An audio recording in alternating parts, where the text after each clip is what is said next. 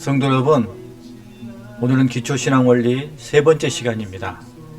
구원이라는 제목으로 우리가 신앙생활 하는데 가장 기본이 되는 것에 대해서 함께 생각해보고 또 알아가며 또 은혜를 나누는 시간으로 함께 하고자 합니다.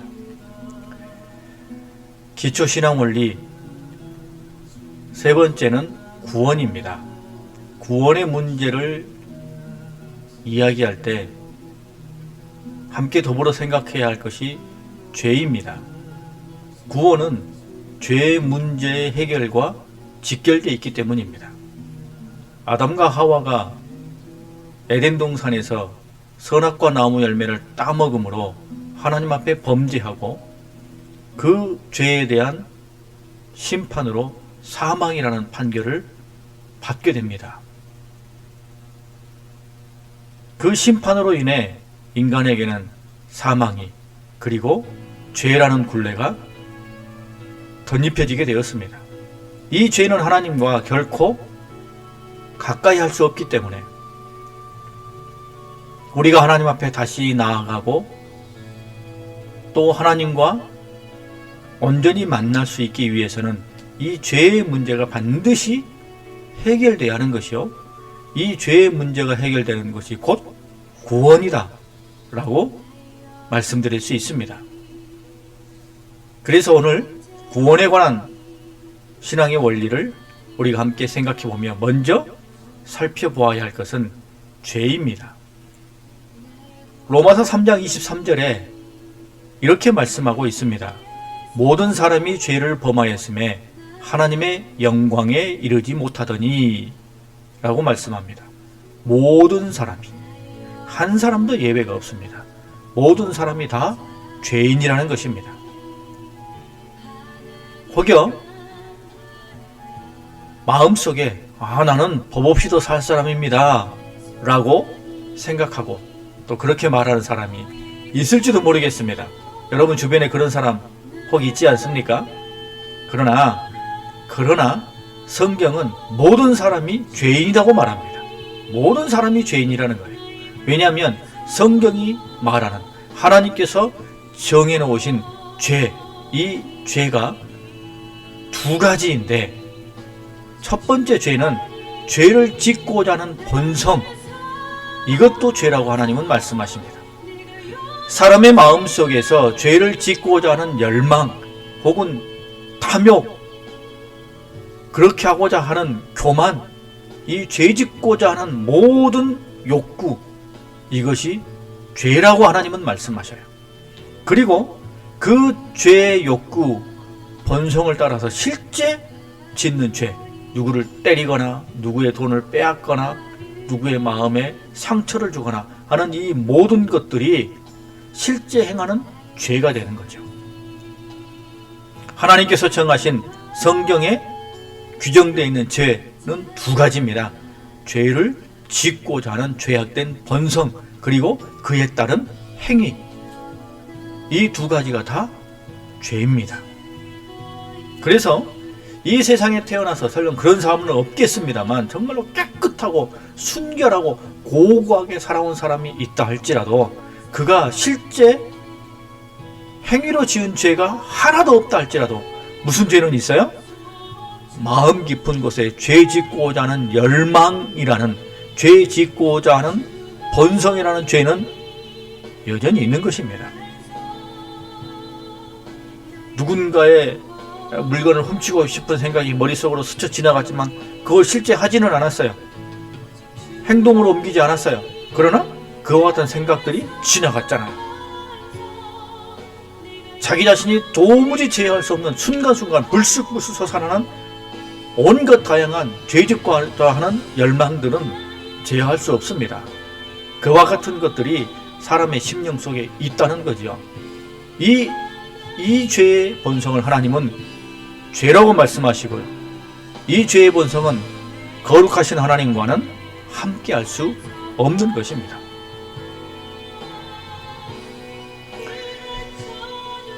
이 죄의 궁극적인 결과가 무엇입니까?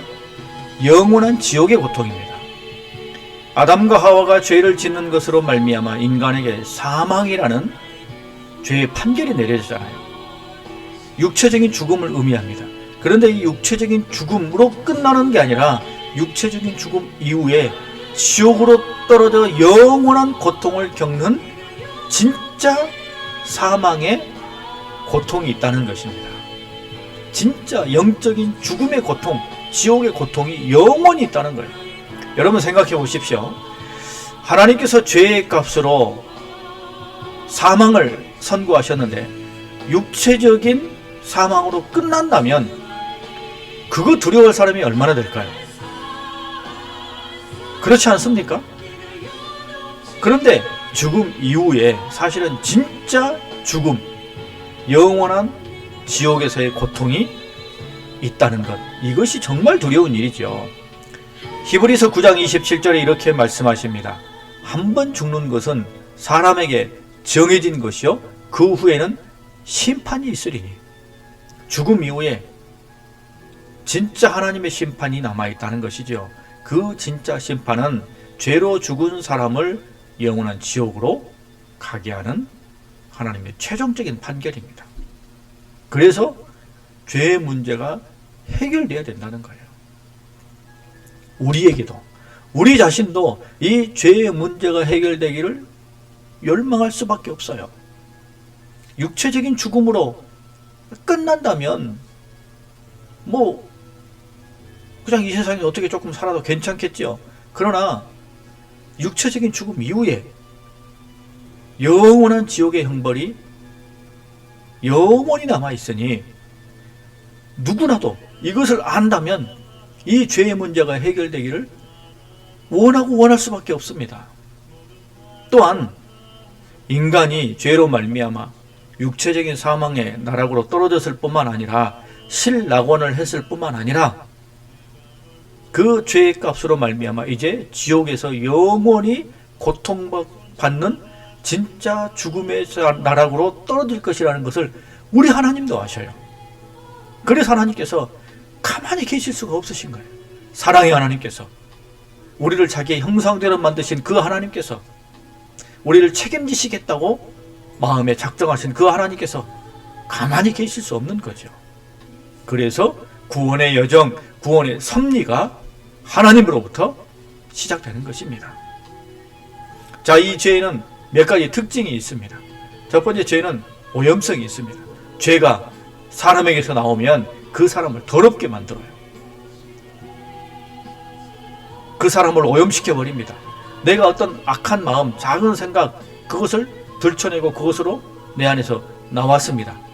그러면 그것으로 끝나는 것이 아니라 내가 행한 그 죄 혹은 그 악이 나로 말미암아 더 많은 것들을 행하게 만들어 버립니다. 더 큰 죄를 짓게 만들어요. 나를 계속 더 죄인으로 오염시켜가고 더 심화시켜갑니다. 뿐만 아니라 이 죄는 다른 사람에게도 오염됩니다. 금방 전염돼요. 그래서 죄는 오염성이 아주 강합니다. 선을 행하는 것보다 악을 행하는 것이 사람들에게 훨씬 전염성이 강합니다. 한 사람이 불법으로 유턴하면 다른 사람들도 다 유턴하게 옵니다. 한 사람이 신호를 지키기 위해서 가만히 서 있으면 마음 급한 사람들 뒤에서 빵빵거리죠. 그런 일들이 실제 일어나게 되는 것입니다. 두 번째 죄의 특징은 죄의 권세성입니다. 죄는 분명히 그건 사람이 지은 거잖아요. 사람이 행한 겁니다.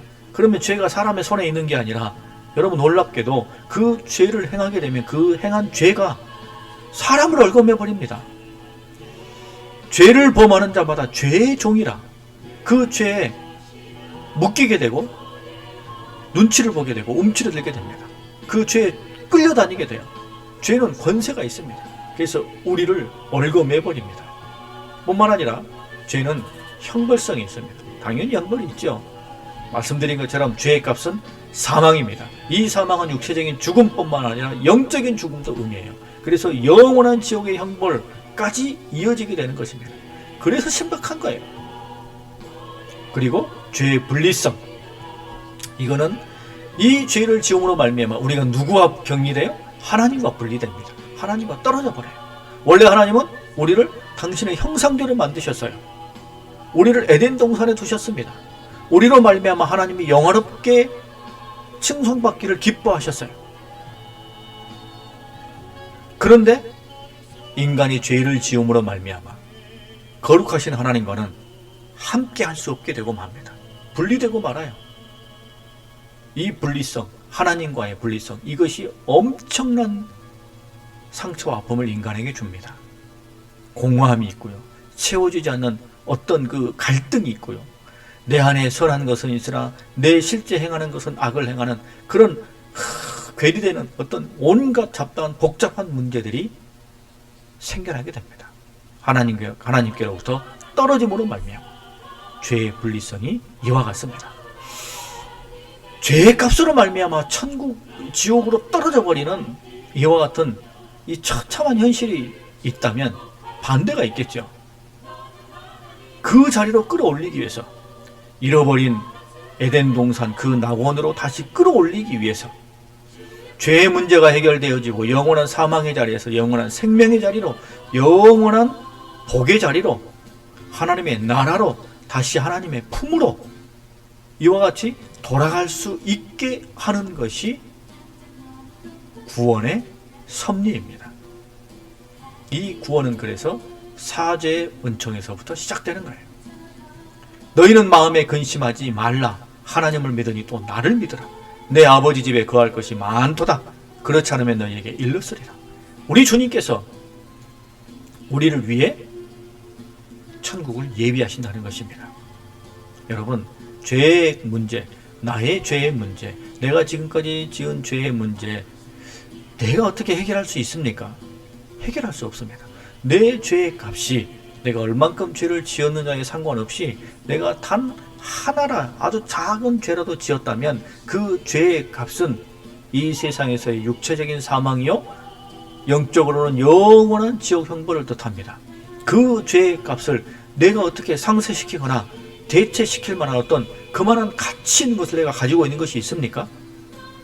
아무리 찾아봐도 없죠. 아무리 찾아봐도 없습니다. 죄의 값을 상쇄시킬 만한, 대체시킬 만한, 속죄시킬 만한 그 어떤 것도 이 세상에는 없습니다. 다 갖다 붙여도 내 육체의 죽음, 그리고 영원한 영적인 죽음, 이것과 상쇄시킬 수 있는 그 어떤 것도 우리는 가지고 있지 못합니다. 그래서 하나님께서 우리가 영원한 죽음의 자리에 떨어지는 것을 안타까우신 우리 하나님께서 친히 그 사죄의 길, 구원의 길을 여십니다. 그게 바로 뭡니까? 십자가죠. 이 십자가를 누가요? 예수님이 지시게 되는 것입니다. 예수님께서 십자가의 죽음으로 인류의 죄를 용서하고 사죄의 길을 열어주십니다. 예수님은 하나님 아니십니까? 그 하나님이 인간의 몸을 입고 이 세상에 오셨고, 그리고 공생의 기간 동안에 하나님의 나라에 대해서 말씀하시고 인간의 죄성에 대해서 가르치시고, 그리고 친히 당신이 십자가에 달리시되 모든 사람들의 죄를 대신 지고 십자가에 달리신다는 것을 가르쳐 주십니다. 그리고 보여주셔요. 예수님의 보혈로 말미암아 온 인류의 죄가 용서받는다라는 것을 보여주셔요. 그런데 그 예수님이 보통 나와 같은 인간이라면 혼자 그렇게 한 사람의 인간으로서 십자가 지는 것이 자기 죄 하나도 상쇄시킬 만한 가치가 없다는 것을 앞서 말씀드렸잖아요. 그래서 예수님께서는 당신이 하나님의 아들이심을 공생의 기간 내내 다양한 방식으로 보여주셔요. 가르쳐주셔요. 하나님이 가장 숭고한 존재가, 가장 거룩한 존재가, 정말로 어떻게든 헤아릴 수 없는 가장 값진 존재가 너희들 한 사람 한 사람, 모든 인류, 과거와 현재와 미래의 모든 인류의 죄를 대신 지고 십자가에서 사죄의 길을 연다라는 것을 가르쳐 주십니다. 구약의 말씀에서 이렇게 말씀하셨죠. 우리가 자주 읽은 말씀입니다. 그가 찔림은 우리의 허물 때문이요 그가 상함은 우리의 죄악 때문이라. 그가 징계를 받음으로 우리는 평화를 누리고 그가 채찍에 맞음으로 우리는 나음을 받았도다.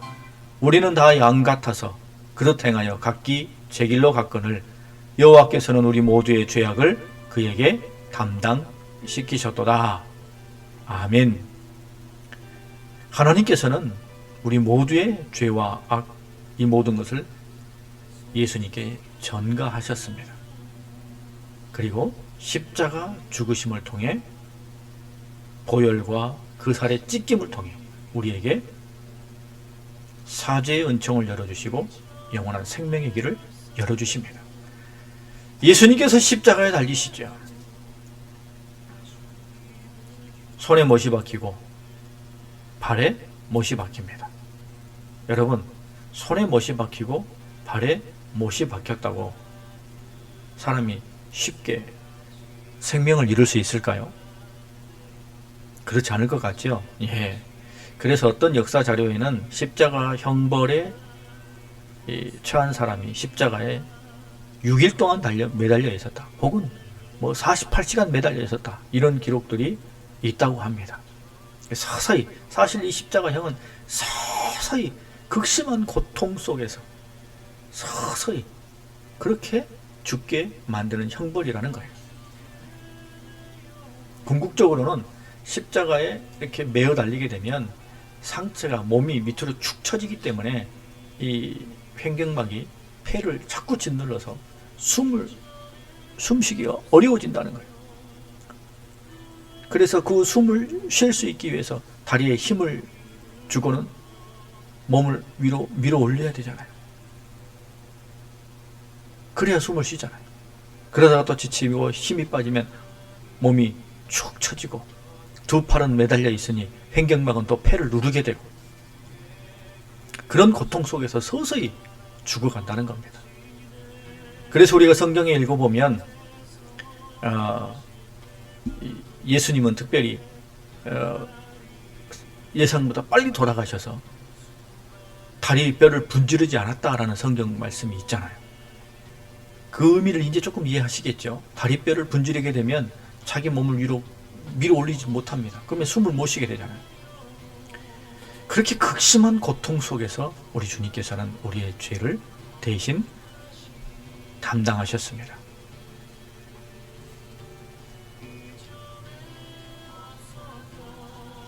예수님의 십자가 죽음의 의미는 대체적으로 세 가지로 말씀드릴 수 있습니다. 첫 번째는 제2의 완성입니다. 여러분, 예수님께서 왜 죽으셔야만 했을까요? 왜 피를 흘리셔야만 했을까요? 그냥 예수님께서 놀라운 기적과 이적을 베푸신 다음에 마치 죽은 나사로를 살리신 그 장면에 유대인들이 아주 그냥 깜빡 뒤집어졌으니까 그 어마어마한 기적을 행하시고 난 직후에 그냥 그 동산 높은 곳에서 선포하면 되시지 않았을까요? 나는 하나님이다. 나는 하나님의 아들 독생자 예수다. 내가 명하노니 모든 자들, 나를 믿는 자를, 나를 하나님으로, 하나님의 아들 예수로 믿는 모든 사람 다 죄가 용서함을 받고 구원을 받으리라. 선포만 하면 되는 것 아닙니까? 근데 왜 굳이 십자가를 지시고 피를 흘리시고 몸이 찢기시고 그렇게 죽음에까지 이루어져야 하셨을까요? 그것은 제2의 완성을 위함입니다. 제2는 제사를 말합니다. 제사. 쉽게 말씀드리면 제사를 뜻해요. 구약의 말씀에 보면 하나님께서 이스라엘 백성들에게 5가지의 제사를 허락하시죠. 5가지 제사의 방식을 주십니다. 번제, 화제, 화목제, 속건제, 속죄제, 이렇게 여러 가지 제사들 드리게 합니다. 그 제사들의 대부분이 다 죄 용서함과 관련이 있어요. 이스라엘 백성들이 양이나 혹은 염소나 가지고 옵니다. 자신의 죄가 생각나거나 혹은 1년에 한 차례 하나님 앞에 자신의 모든 죄, 알고 있는 죄와 알지 못하던 죄까지 다 용서받기 위해서 희생 제물이 될 양이나 염소를 가지고 옵니다. 그리고 그 위에 자신의 손을 얹어요. 그럼 자신의 죄가 그 양이나 염소에게 전가돼요. 그러면 제사장은 그 사람이 보는 앞에서 그 양이나 염소를 잡습니다.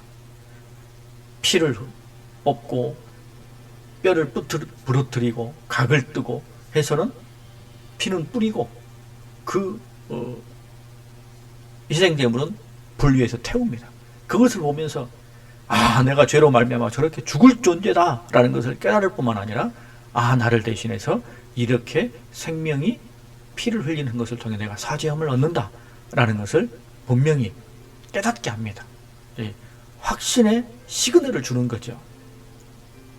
이것이 쭉 이어져 왔습니다. 그리고 그 완성으로 예수님께서 십자가에 달리신 거예요. 만약에 전혀 새로운 방법으로 한다면 사람들이, 어리석은 인간들이 그걸 사죄 방식으로 받아들이지 못하겠죠. 그래서 구약이 해왔던 제사의 완성으로 예수님께서도 희생제물이 되셔서 십자가에 달리신 거예요. 그래서 예수님을 희생제물이라고 이야기합니다. 희생제물. 다른 사람의 죄를 대신 지고 희생한 희생제물이에요. 우리의 모든 죄를 주님께서 담당하시고 십자가에 달리신 겁니다. 그리고 화목제물을 뜻합니다. 화목제물이라는 것은 하나님과 우리 사이에 화목을 이루는 제물이 되어주셨다는 거예요. 예수님께서 십자가에 달려 돌아가시는 것을 통해 하나님과 우리 사이에 죄 때문에 막혀 있었던 그 막힘이 뚫어지게 됩니다. 예수님으로 인해 뚫려지게 돼요. 예수님의 피로 말미암아.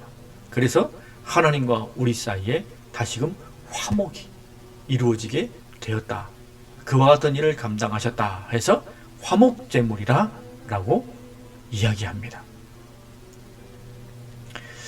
여러분, 우리의 죄, 우리 스스로는 도저히 해결할 방법이 없지요. 그래서 하나님께서 친히 당신께서 방법을 열어주셨어요. 인간에게 먼저 제사라는 방식을 오랜 기간 동안 행하게 하시고 보게 하셔서 이렇게 우리가 죄사함을 받는구나, 내 죄가 이렇게 크구나라는 것을 아주 뼛속 깊이 깨닫게 하고, 그리고 예수님께서, 독생자 예수님께서 우리를 위해 오셔서 십자가에 달려 돌아가시는 것을 통해 우리의 모든 죄를 깨끗이 사죄하시는 것을 우리가 눈으로 보고 듣고 분명히 알게 하시고, 그와 같은 사죄 은총을 우리로 하여금 받아 누리게 하시는 것입니다. 자, 여러분, 오늘은 구원에 대해서 함께 여러분과 함께 생각해 보았습니다.